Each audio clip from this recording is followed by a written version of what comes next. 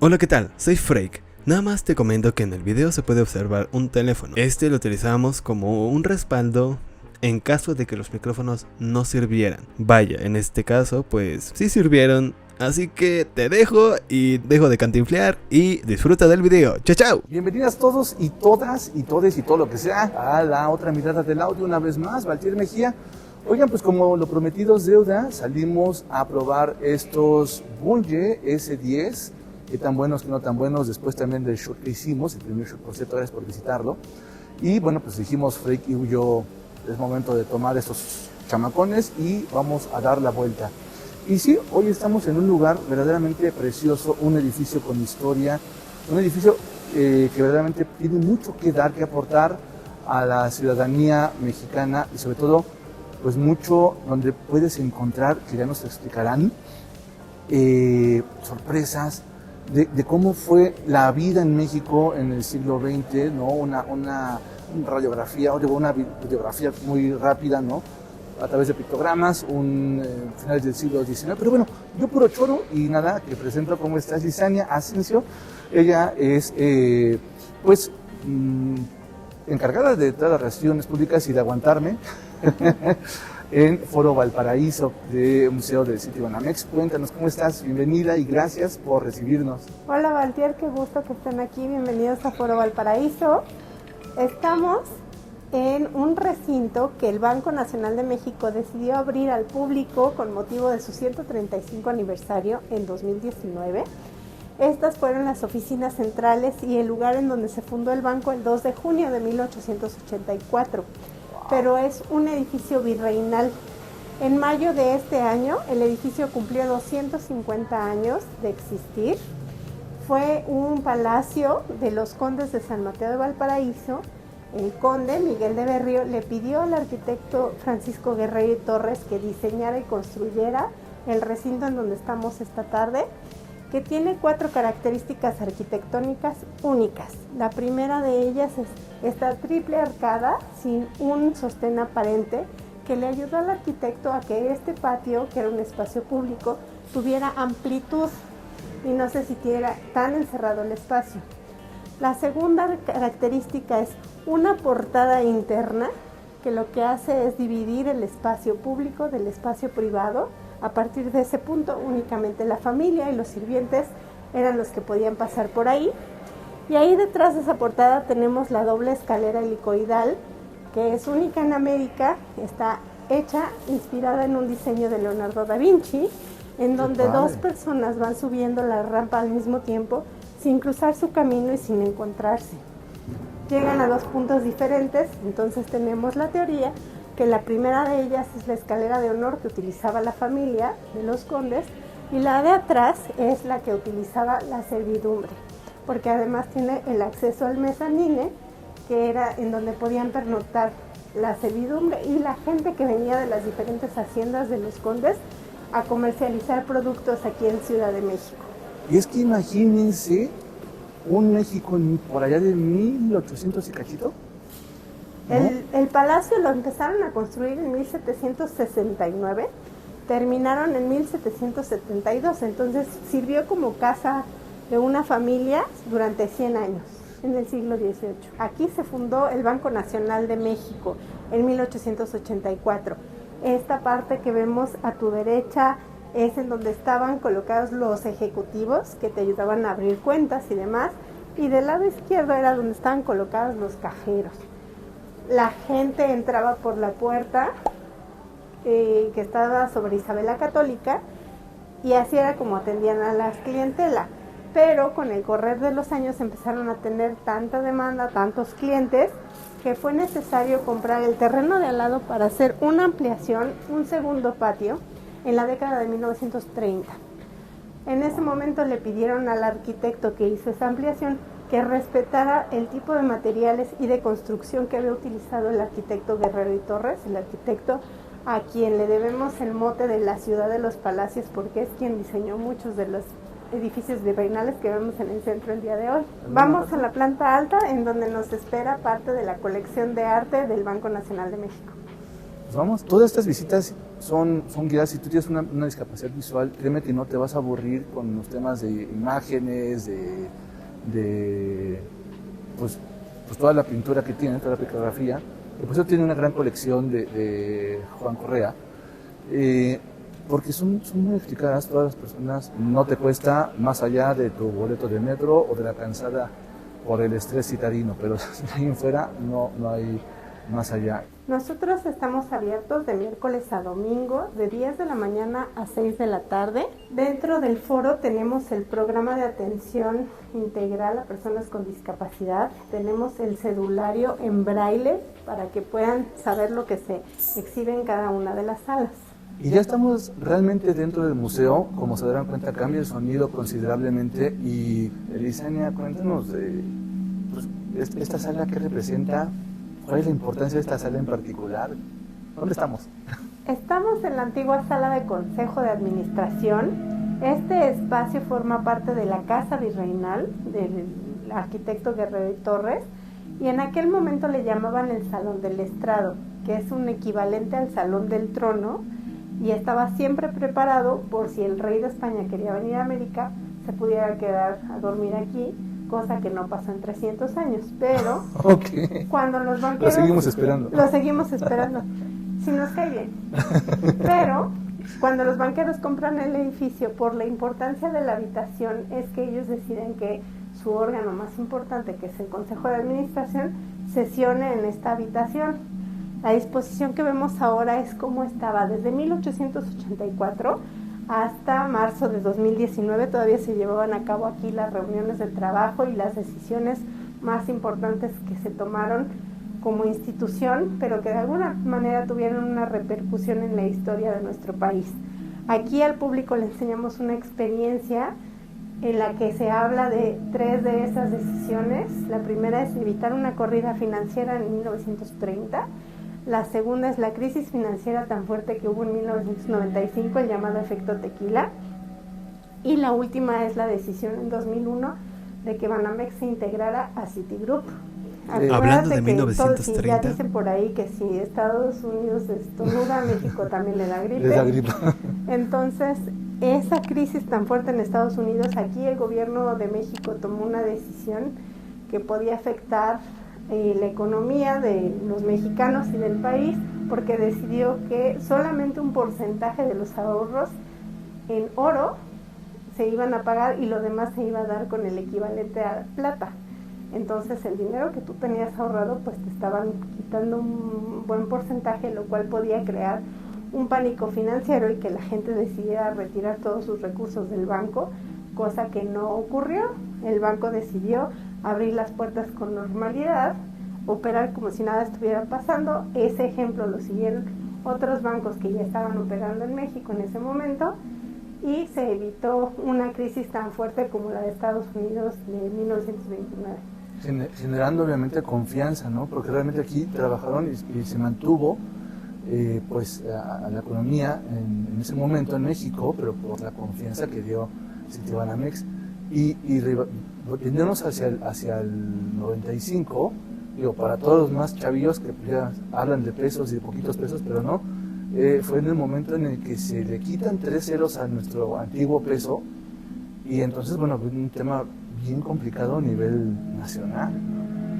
Sí, porque recordarás en diciembre del 94, el llamado error de diciembre, de un día para otro se triplicó el tipo de cambio entre el peso mexicano y el dólar, se le habían quitado 3 ceros a nuestra moneda, lo cual generó una crisis financiera muy fuerte que desestabilizó la economía de todo el país, incluso afectó a la institución. La decisión que se tomó en ese momento fue recapitalizar, asociándose con otras entidades internacionales, en las que se decidió crear una compañía de telecomunicaciones, una compañía de seguros, y se crearon las AFORES para darle certeza al público, como mencionabas tú, la confianza de que con nosotros, una institución sólida, está sus recursos, su dinero está bien resguardado. Claro, y de hecho algo bien rico, que entras a esta sala en particular, y huele a madera, huele a libros, huele como biblioteca.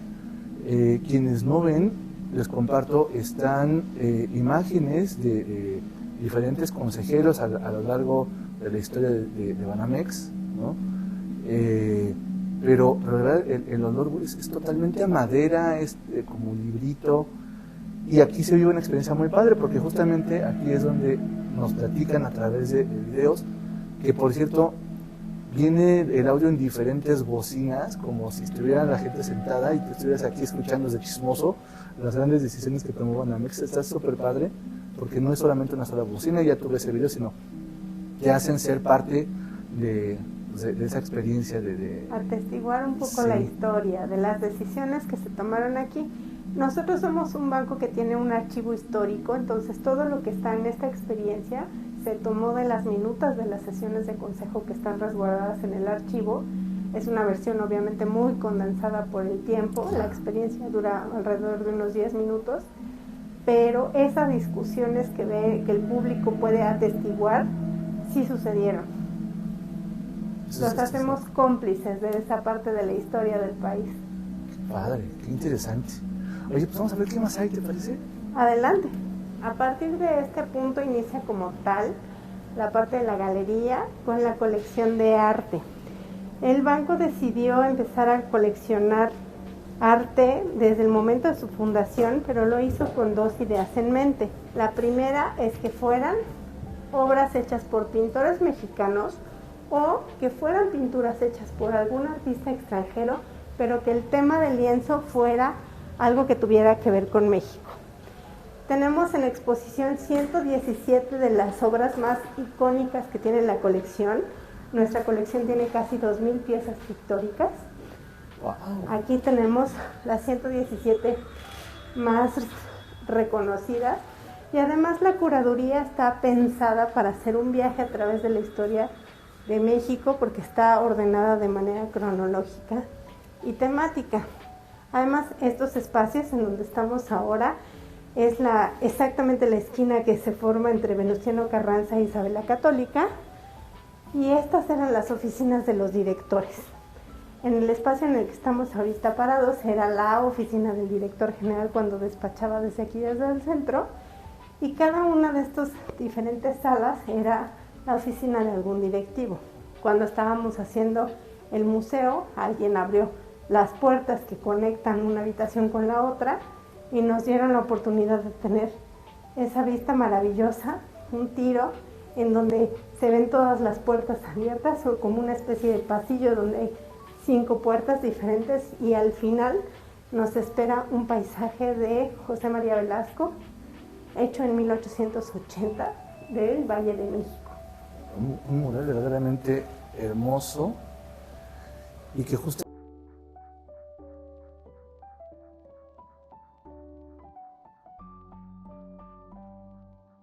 durante el final del siglo XIX, todo el siglo XX y aún en el siglo XXI, ¿no? Es verdaderamente exquisito.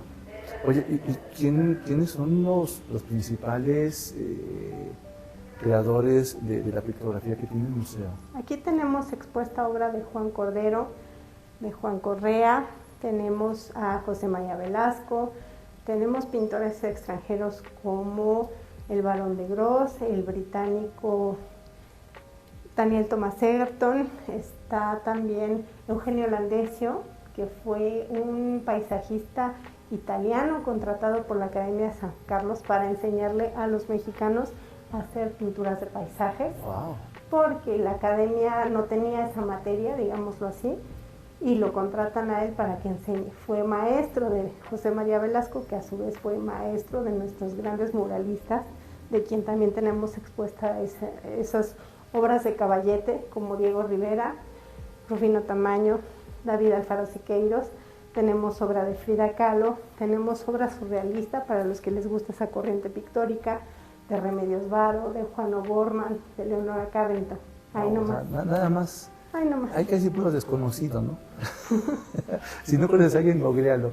Oye, ¿cuál es la obra, la sala que más ha impactado en general en estos ya 3 años que tiene el museo? La Escuela Mexicana de Pintura, que es como lo más contemporáneo. Se expone esas pinturas hechas a partir de 1930, ese movimiento que hicieron tratando de dejar atrás la manera tradicional de los paisajes, y entonces es cuando México está tratando de buscar una identidad propia y se dedican a hacer esas pinturas con cosas muy de nosotros, de nuestro país.